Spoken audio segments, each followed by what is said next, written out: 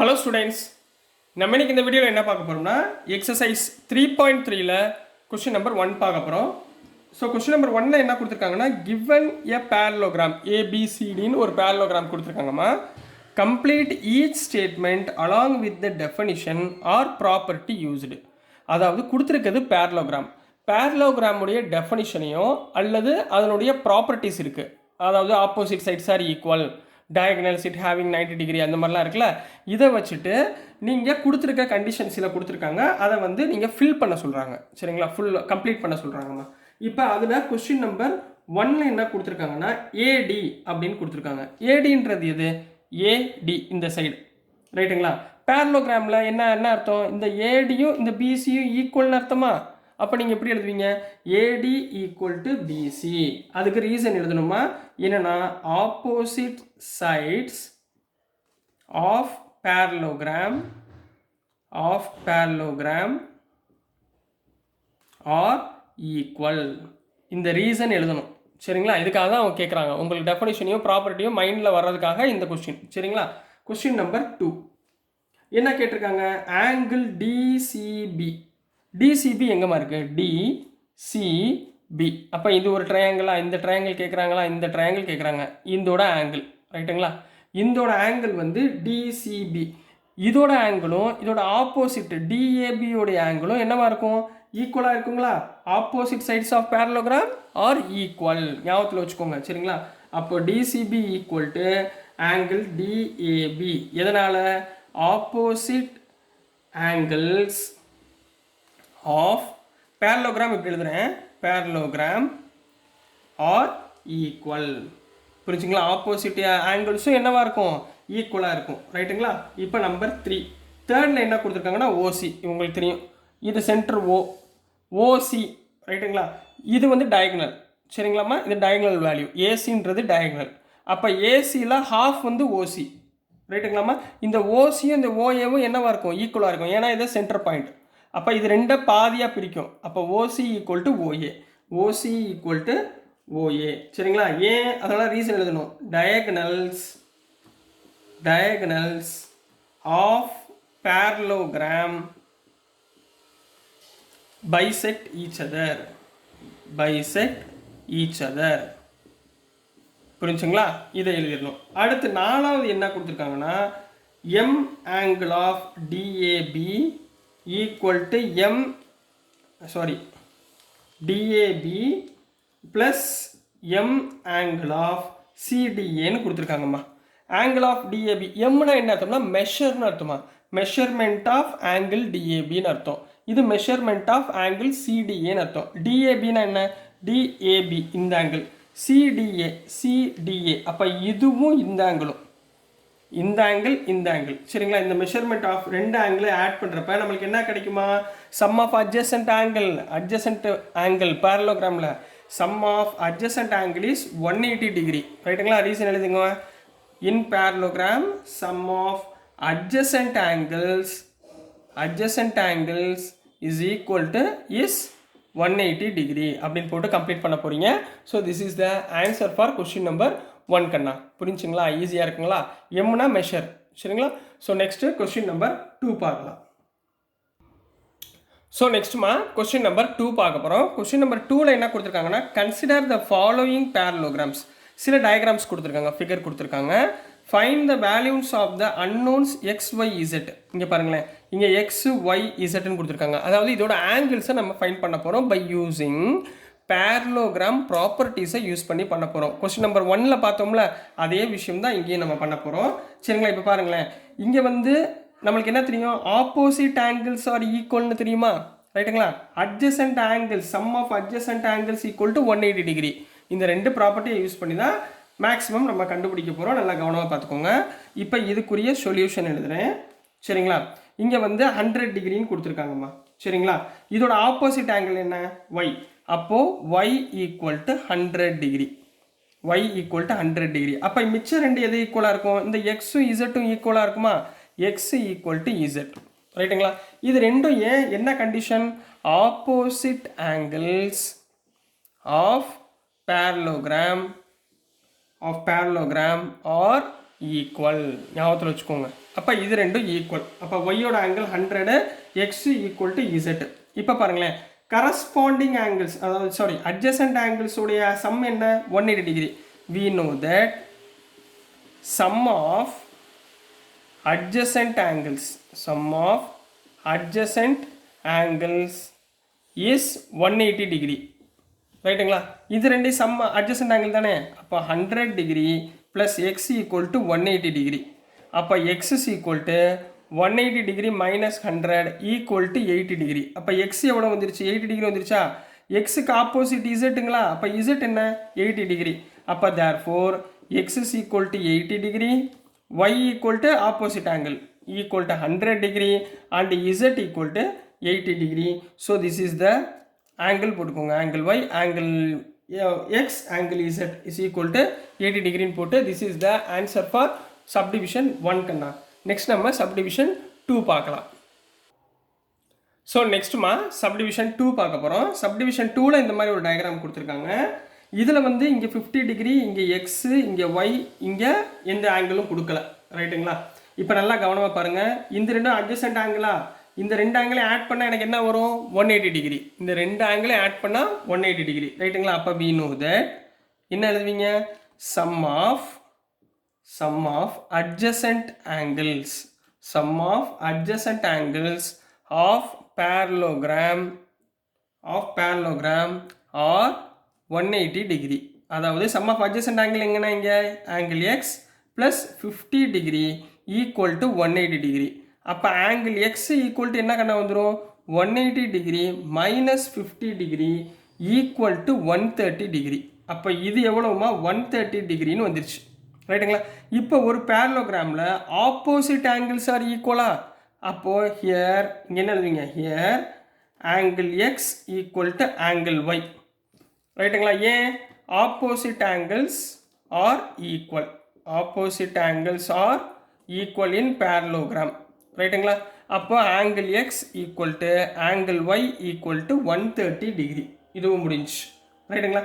இப்போ மிச்சம் இருக்கிறது இந்த இசட்மா. இந்த இசட்ன்றது எக்ஸ்டீரியர் ஆங்கிள். இந்த இசட்ன்றது என்னக்கன்னா எக்ஸ்டீரியர் ஆங்கிள். ஸோ நான் எக்ஸ்டீரியர் ஆங்கிளை நம்ம வந்து ஃபைண்ட் பண்ண போகிறோம். ரைட்டுங்களா? இப்போ நல்லா பாருங்களேன். இந்த லைனில் இதுவும் என்ன ஆங்கிள்? கரஸ்பாண்டிங் ஆங்கிள்ஸா? எக்ஸும் இசட்டும் என்னது? ஒரு லைனுக்குரிய கரஸ்பாண்டிங் ஆங்கிள்ஸ். ரைட்டுங்களா? அப்போ here therefore angle x equal to angle z equal to 130 degree. எதனால்? இது ரெண்டுமே ஒன்றுக்கு ஒன்று கரஸ்பாண்டிங் ஆங்கிள்ஸாக இருக்குது.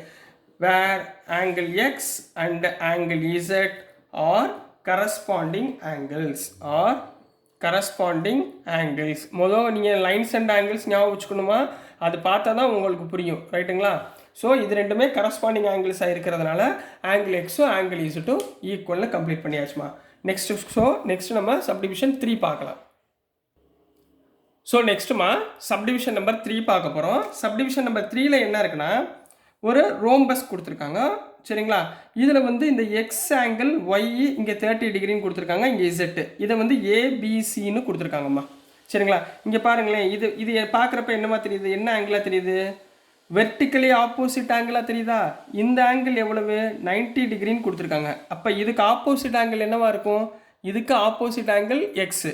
அப்போ இது 90 டிகிரினா இந்த எக்ஸுன்றது என்னவா இருக்கும்? 90 டிகிரியாக இருக்குமா? எதனால்? Vertically opposite angle. ரைட்டுங்களா? அதை எடுத்து எழுதுங்க. ஸோ சொல்யூஷன் எப்படி எழுதணும்னா, in rhombus diagonals are perpendicular bisector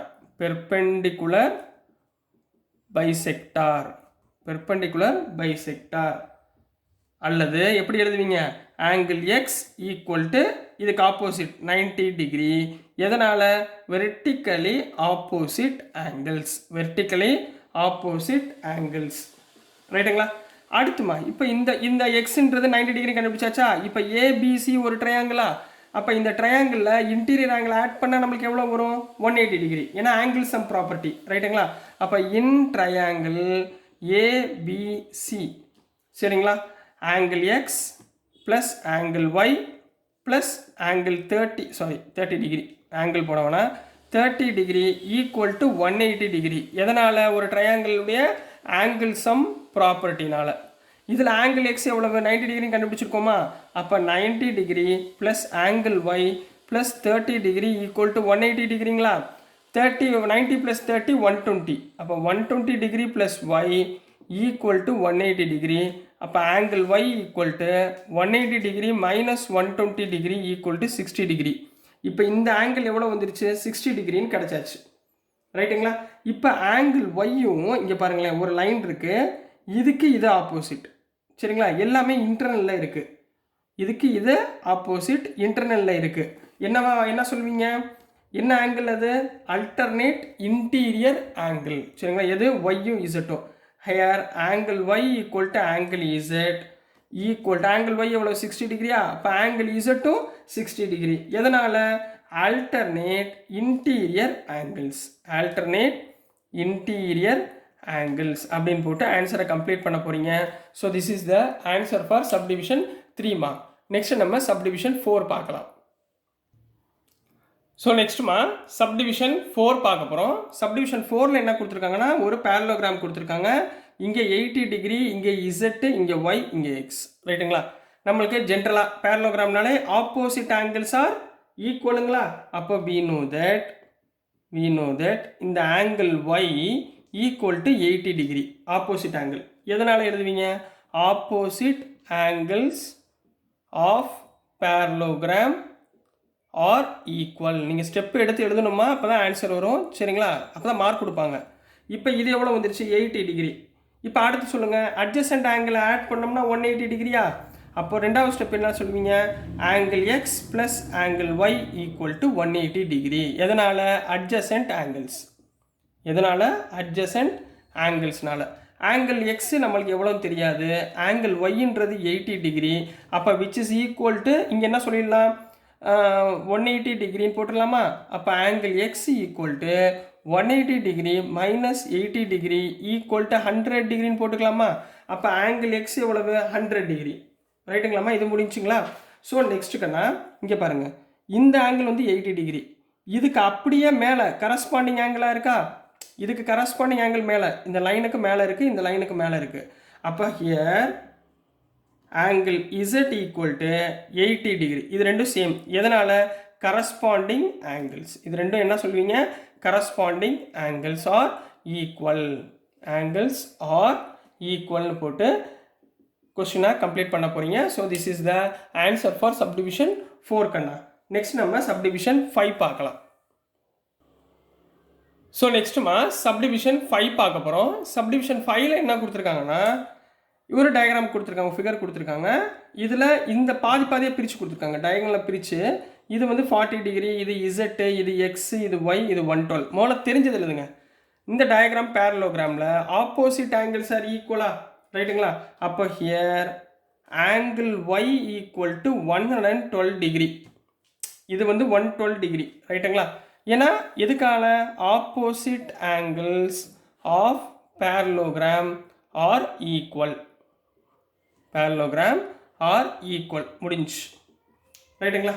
இப்போ இதை நம்ம பார்க்க போகிறோமா? இது ஒரு ட்ரையாங்கிளா? இங்கே பாருங்கள், இந்த லைனு இதுவும் ஒரு ட்ரையாங்கிளா? ரைட்டுங்களாமா? இப்போ நம்ம என்ன கண்டுபிடிக்க போகிறோம்? ஆங்கிள் இசட்டை ஃபைன் பண்ண போகிறோம். ரைட்டுங்களா?